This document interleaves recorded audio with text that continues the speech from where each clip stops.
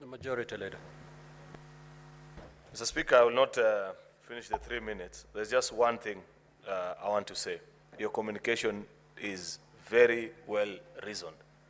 The only thing I expect, Mr. Speaker, and that your ruling fell short of, and I want to believe it is out of the abundance of caution, not to be taken to be usurping the powers that belong to the chairpersons of our committee, is that you should actually have ordered the Inspector General of Police to search and produce the governor, wherever he is, if he's in Isiolo, Dubai, whichever part of the world he's in, Mr. Speaker, until he's produced here before the Senate. But given that this is a matter that is presently before various committees, then I agree with your wisdom, Mr. Speaker. Therefore, I expect that at the next sitting of any of these committees that the governor has defied, the chairperson, alongside the members, will draft the summons and ask the Inspector General of Police to produce that that governor, and ensure that he is in safe custody until the next sitting of that particular committee. We have a very good police station here at Parliament, Mr. Speaker.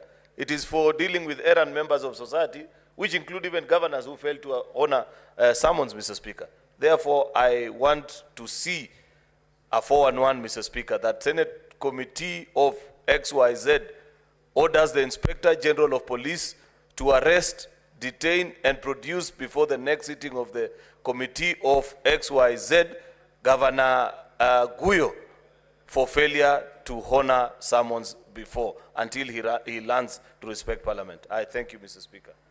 Senator Wambua. Thank you, Mr. Speaker. Mr. Speaker, I want to associate myself with the comments by the Majority Leader, but with some amendment. Mr. Speaker, a lot will be said by senators here. But you see, Mr. Speaker, what this governor has done is that he has disobeyed invitations and summons by various committees, requiring that each committee then contacts the Inspector General of Police to produce the governor before them. The Speaker, that may be a bit of a tall order. My thing is, the Speaker, would be, if it were possible, there are two options. One, either a motion is brought before this House, so the House passes a resolution requiring the Inspector General of Police to arrest and produce the governor, or alternatively, Mr. Speaker, the chairman of the liaison committee, where all the chairmen of committees sit, takes up the matter with the Inspector General of Police to require on behalf of the Senate, Mr. Speaker. Because what is happening, Mr. Speaker? What is happening is that the governor of Isiolo has shown contempt of the first degree, not against the committees, but against the Senate of the Republic of Kenya. Secondly, as you have heard from Senator Otsosi, you know, once that example is set, then it becomes very popular with other governors. And at the end of the day, what will happen is that then governors will be asked to appear before Senate. They will decide whether to come or not to come.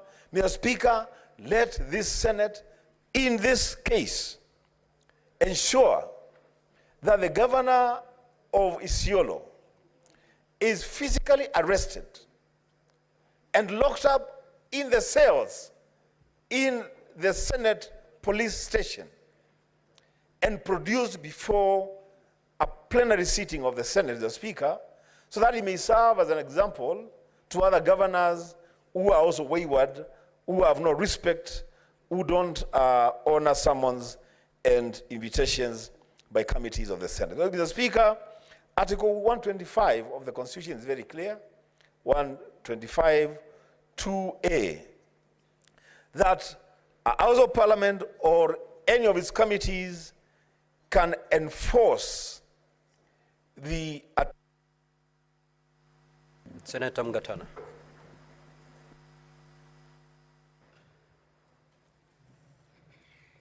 Mr. Speaker, actually, my note was on Order 11, so I will pass.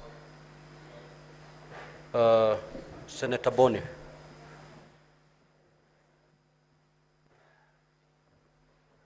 Thank you, Mr. Speaker. Mr. Speaker, I do appreciate and congratulate you for that communication. And my contribution is just in two parts, Mr. Speaker, to request governors to remember or to realize that devolution did not just happen in this country.